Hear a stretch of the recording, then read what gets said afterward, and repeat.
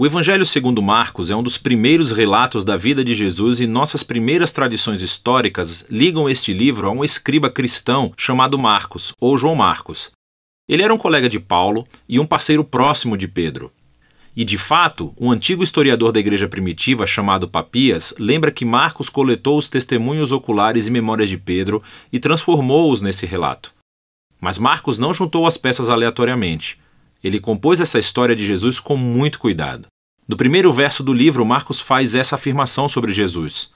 É o começo das boas novas sobre Jesus, o Messias, Filho de Deus. O que é interessante é que essa é a única vez que Marcos nos diz aquilo que pensa. No resto do livro, ele influenciará você simplesmente colocando as ações e palavras de Jesus na sua frente e mostrando como as outras pessoas reagem a ele. Marcos criou a história de Jesus como uma peça de teatro com 3 atos. O primeiro se passa na Galileia, o terceiro em Jerusalém, e o segundo ato mostra Jesus indo de um lugar para o outro.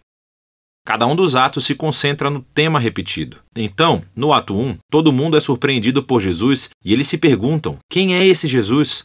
No ato 2, são os discípulos que têm dificuldade de entender o significado de Jesus ser o Messias. E então, no ato 3, assistimos ao paradoxo surpreendente de como Jesus se torna o rei messiânico. Vamos ver como tudo se desenrola. Depois da linha de abertura, Marcos começa com uma citação dos antigos profetas Isaías e Malaquias, que disseram que Deus enviaria um mensageiro a Israel para prepará-los para quando Deus aparecesse para resgatar seu povo e se tornar seu rei. E Marcos apresenta João, o Batista, como aquele mensageiro. E logo quando você espera que Deus apareça pessoalmente, Marcos apresenta Jesus. E quando ele entra em cena, os céus se abrem, o Espírito de Deus desce sobre Jesus e Deus diz: "Você é o meu filho amado." Depois disso, Marcos coloca diante de nós um resumo da mensagem central de Jesus. Ele percorreu a Galileia anunciando as boas novas de que o reino de Deus estava perto. Jesus está levando adiante a história das Escrituras do Antigo Testamento sobre a operação de resgate de Deus para o seu mundo.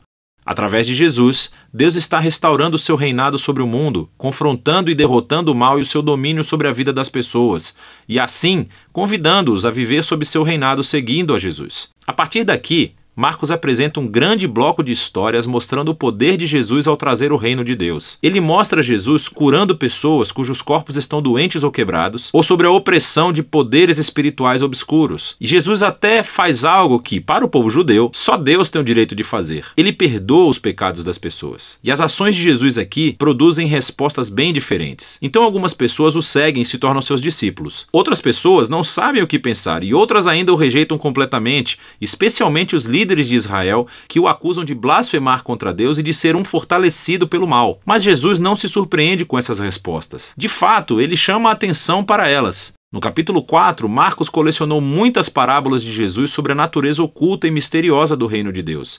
E Jesus diz que a sua mensagem é como a semente que cai em diferentes tipos de solo. Alguns são receptivos, outros não. Ou é como uma semente de mostarda que é muito pequena. Parece insignificante, mas depois cresce e surpreende a todos. O que Jesus quer dizer é que ele é realmente o Messias trazendo o reino de Deus, mas não do jeito que as pessoas esperavam.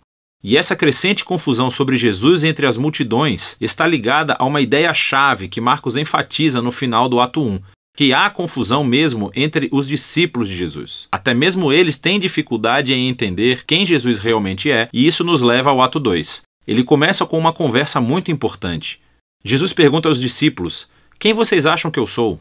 E Pedro responde: "Você é o Messias." Mas fica claro que, para Pedro, isso significava que Jesus é um rei militar vitorioso da linhagem de Davi, que resgatará Israel dos romanos. Mas, para Jesus, ser o Messias significa que ele é o servo sofredor, rei de Isaías 53, que trará o governo de Deus, entregando a sua vida em Jerusalém. E os discípulos não entendem. Eles acham que seguir o rei Jesus significa fama, status e importância, e Jesus deixa claro que segui-lo é como morrer, como carregar a sua própria cruz. Significa rejeitar a violência, o orgulho e o egoísmo e dar a própria vida pelos outros em atos de serviço e amor. Ele repete a mesma conversa outras 2 vezes. E tudo isso culmina na declaração importante de Jesus de que o Filho do Homem não veio para ser servido, mas para se tornar um servo e dar a sua vida pelos outros. Ainda assim os discípulos não entendem. Eles respondem com confusão e medo. E assim, aqui no ato 2, Marcos escreveu outra história importante que ecoa a introdução do livro. Jesus leva 3 dos seus discípulos até uma montanha e de repente se transforma. Ele está brilhando com luz e glória e uma nuvem o envolve. Agora, isso é como a glória do Deus de Israel que apareceu há muito tempo atrás no Monte Sinai. E então os 2 profetas que estavam na presença de Deus no Monte Sinai, Moisés e Elias, aparecem ao lado de Jesus enquanto Deus anuncia de novo: este é o meu filho amado. Colocando essa história no meio de todas essas conversas no ato 2, Marcos faz uma afirmação surpreendente: que Jesus, Filho de Deus, é a personificação física da própria glória de Deus. E em Jesus, o glorioso Deus de Israel se tornará rei, sofrendo e morrendo pelos pecados do seu próprio povo. É uma afirmação intrigante, que confunde e assusta os discípulos quando eles saem da montanha, o que nos leva ao ato 3. Jesus faz uma entrada real e pública em Jerusalém para a Páscoa. As pessoas o chamam de Messias. Então ele entra no pátio do templo e afirma sua autoridade real, expulsando os ladrões e bandidos e interrompendo o sistema sacrificial. Isso inicia uma semana inteira de Jesus debatendo e confrontando os líderes de Israel, condenando sua hipocrisia. E eles decidem traçar um plano para matá-lo. E Jesus avisa aos seus discípulos. Ele prevê que Jerusalém e seu templo serão destruídos dentro de uma geração. E os seus discípulos serão perseguidos como ele, até que ele retorne um dia para trazer o reino de Deus por todo o mundo. E tudo isso leva à última noite, quando Jesus toma a sua última refeição de Páscoa com os seus discípulos. Uma refeição simbólica que contou a história da libertação de Israel da escravidão através da morte do Cordeiro Pascal. E Jesus toma esses símbolos e lhes dá um novo significado. Eles apontam para a libertação do pecado e da morte que acontecerá através da morte do Messias sofredor. A partir daqui, a história avança para a prisão de Jesus, o seu julgamento perante os sacerdotes de Israel e o governador romano Pilatos, tudo isso resultando na crucificação de Jesus. E culmina em uma cena-chave, que reflete as cenas importantes dos atos 1 e 2. Exceto que dessa vez, não é uma nuvem que desce, mas sim as trevas. E em vez da voz divina do céu, é a voz de Jesus clamando antes de morrer. O mais surpreendente é que é um soldado romano que vê Jesus morrer, e ele entende e anuncia quem Jesus é. Este homem era o Filho de Deus.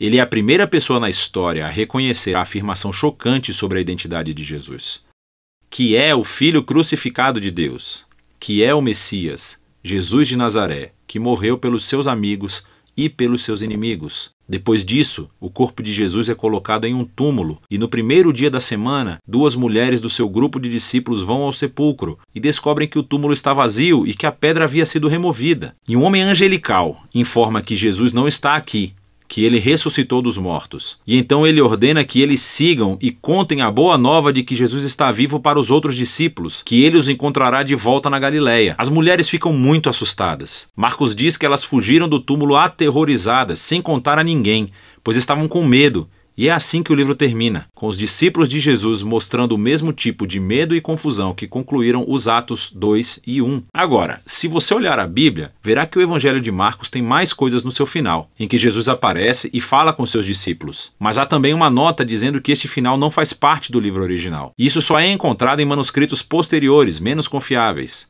É possível que o final original tenha se perdido, ou que Marcos realmente nunca tenha terminado de escrever seu relato.